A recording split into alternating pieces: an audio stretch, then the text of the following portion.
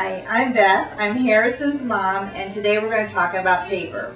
Paper goes back thousands of years to many different ancient cultures, including the Egyptians with papyrus. This is not papyrus, but papyrus is something like a water grass that was used.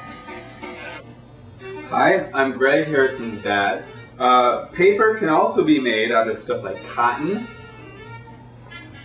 old t-shirts, and even lint from your dryer. Our lint is full of cat hair, so we won't use it. Okay, so today we're going to use recycled paper to make paper.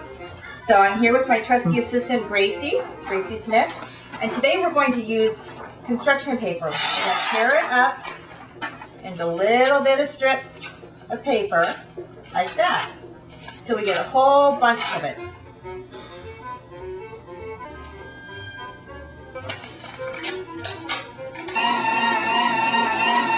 Or, if you have a shredder, you can use your shredder. We boiled water on the grill so the house won't get too hot.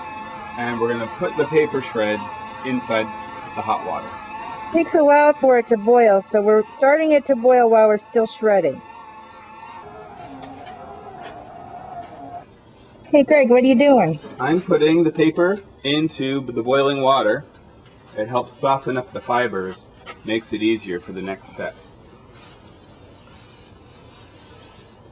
It's best if you have small pieces of paper. Is it hot? This is My hands are not going in the water. This is something only adults should do. Right, Greg? Absolutely. It almost looks like soup. Soup's on!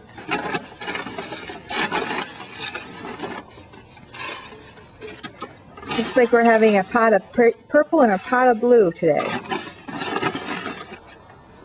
Look how it's just sinking in on its own. The water is absorbing into the paper and just pulls it down.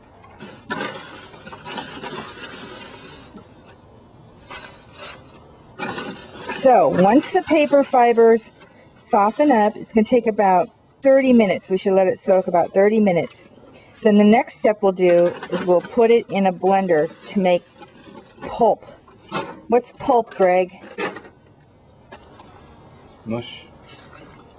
So Greg, while we're waiting for the 30 minutes to go by, we're going to go and start preparing our blotter paper and our boards, our press boards. Okay, so we're here working with blotter paper. Blotter paper is just a soft, absorbent paper, like paper towels, but much thicker. And we have 38 kids. And how many sheets of blotter paper do we have, Greg? 10. So we have to divide each one into 4. We'll rip them in half, and then we'll rip them in half again. And then we'll have enough for everybody. 4 pieces per sheet. Okay, we're going to get started on that. Okay, there's our stack of 40 pieces of blotter paper, and we're going to ask you all to fold them in half so they're like little folders. That we're going to need pieces of wood. Now we're taking the paper and the hot water and putting it in our food processor. It's not really food. And we're going to make our slurry.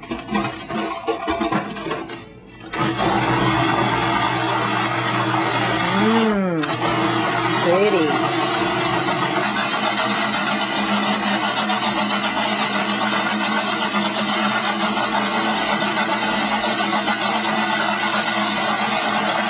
Wow, that's really pretty. That looks good enough to eat. Then we dump the slurry into a bucket, and we'll bring the buckets to school, and you'll get to see it soon. Our one little helper. Once we get to school, we'll be adding some extra fun things to our paper slurry to make them your own special pieces of paper. This is glitter thread, metallic thread.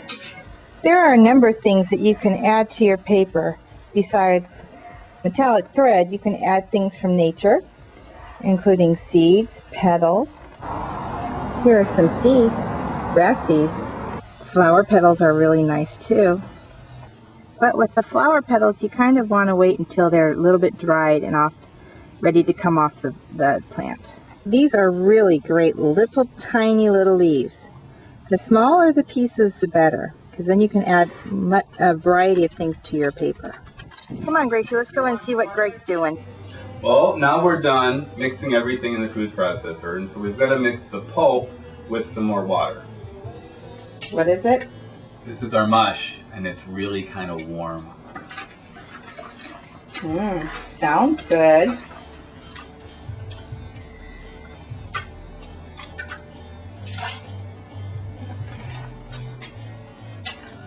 So this is our screen. It's plastic with a lot of little holes in it, like a colander. We're going to put the paper mush on top, and the water will drain out, and then we'll have some dry mush, and it'll be flat. It'll be ready to dry for the paper. Then you're going to have to wait for a few seconds to let all the water drain off. And that's the slurry. Sure is a pretty color, isn't it? Very pretty.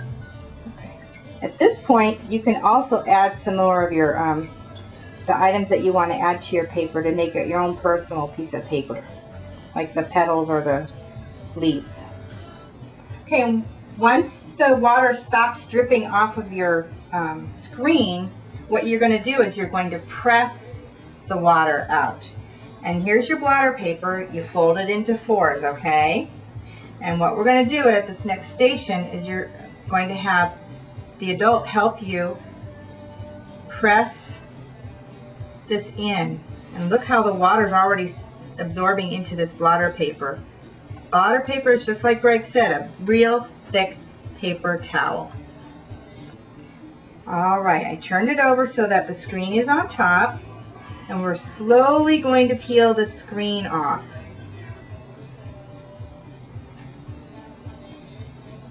And there's your piece of paper. Now we're going to replace the blotter, and we're going to press it between boards at the next station. So here's the paper inside. We have wood.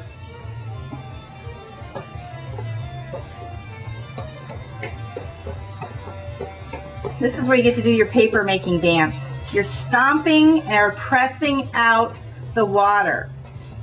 In a real paper making operation, you'd use a paper press where you'd have a vise and you'd squeeze that water out. But today you're going to just stomp on your boards. We don't have any vices. No vices. Not in this house.